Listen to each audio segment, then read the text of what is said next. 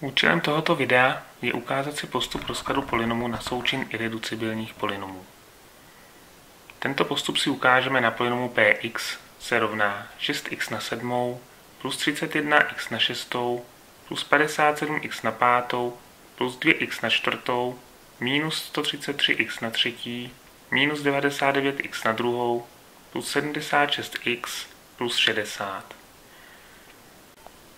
Na druhém řádku bude zobrazen aktuálně nalezený rozklad polynomu Px. Rozklad polynomu zahájíme nalezením kořenů. Začneme tím, že si vytipujeme potenciálně racionální kořeny. Budou to všechny takové zlomky p lomeno q, kde p nám dělí absolutní koeficient a q nám dělí vedoucí koeficient.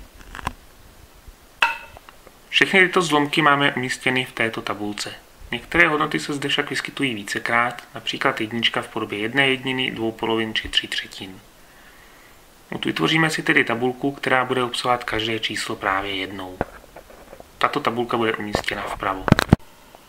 Zjištění, zda je číslo alfa kořenem polynomu p, spočívá v ověření, zda funkční hodnota polynomu p v bodě alfa je rovna 0. Ke zjištění funkční hodnoty daného polynomu budeme používat tzv. Hornerovo schéma. Jde o třířádkové schéma, kde v prvním řádku se vyskytují koeficienty polynomu px.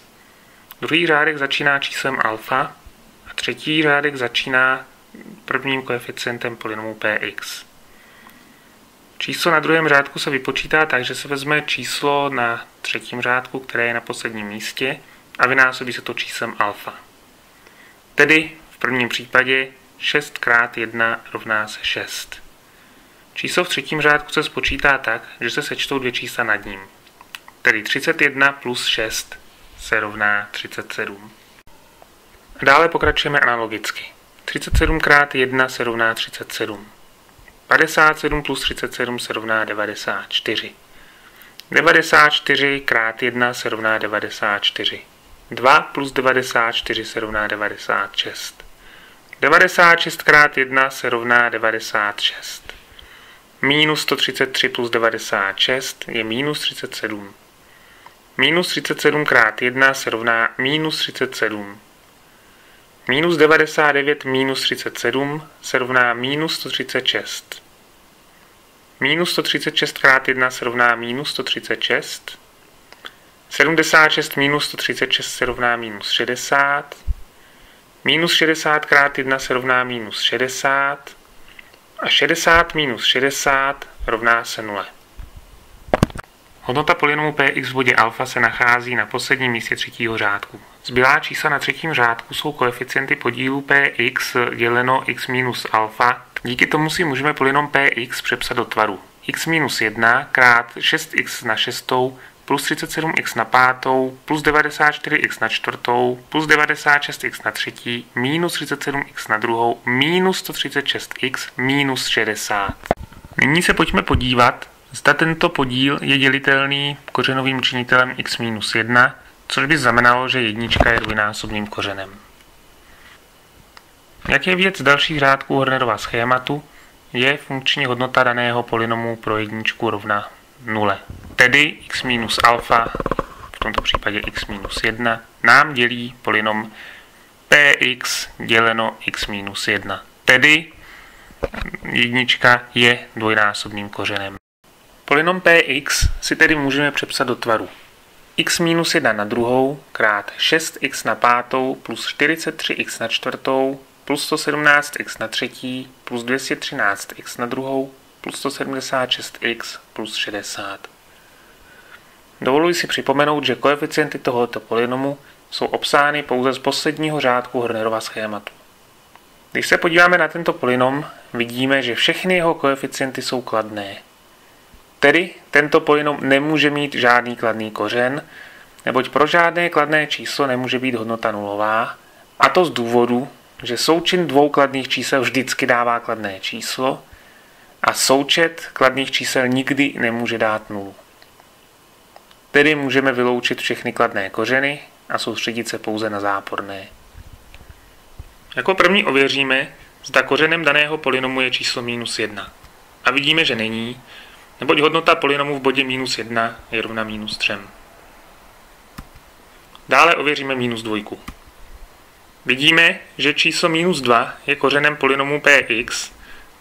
Polynom px si tedy můžeme rozepsat jako x minus 1 na druhou krát x plus 2 krát 6x na čtvrtou plus 31x na třetí plus 75x na druhou plus 83x plus 30. Protože tento podíl má absolutní člen 30, můžeme z kandidátů vyloučit čísla minus 4, minus 12, minus 20, minus 60, minus 4 třetiny a minus 20 třetin. Jsou to takové zlomky, jejichž čitatel není dělitelem třicítky. Nyní se podíváme, zda minus dvojka není dvojnásobným kořenem. Vidíme, že nikoliv. Nyní ověříme další čísla. Postupně minus trojku není kořenem. Minus pětku není kořenem. Minus šestku není kořenem. Minus desítku také není kořenem. Minus 15 také není kořenem. A jako poslední celé číslo minus 30, která taktéž není kořenem daného polynomu. Podobně bychom vyloučili i čísla minus 1 polovina, minus 1 třetina a minus 1 šestina. Pojďme se podívat na číslo minus 2 třetiny.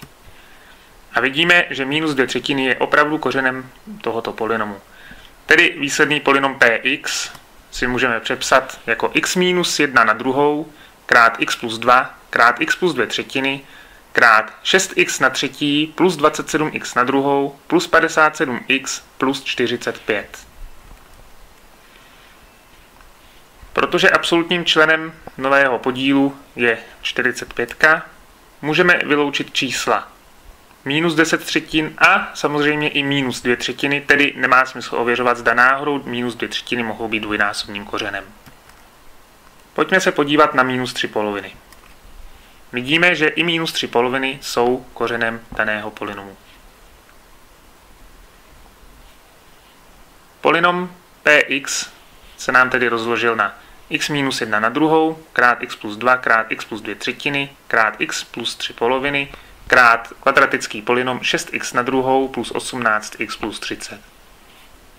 Nyní si pojďme rozložit tento kvadratický polynom. Označme jej p s čárkou. Jako první můžeme vytknout čestku. Dostáváme polynom x na druhou plus 3x plus 10. Diskriminant tohoto polynomu je číslo minus 11 a pomocí tohoto diskriminantu vypočítáme jeho kořeny. Jsou to čísla 1 polovina krát minus 3 plus minus odmocina z 11 krát i. Vidíme tedy, že polynom p s čarou x si rozložíme na 6 krát x plus 1 polovina krát 3 minus odmocina z 11 krát i krát x plus 1 polovina krát 3 plus odmocina z 11 i. Výsledný rozklad polynomu p si tedy můžete přečíst v horní části této obrazovky.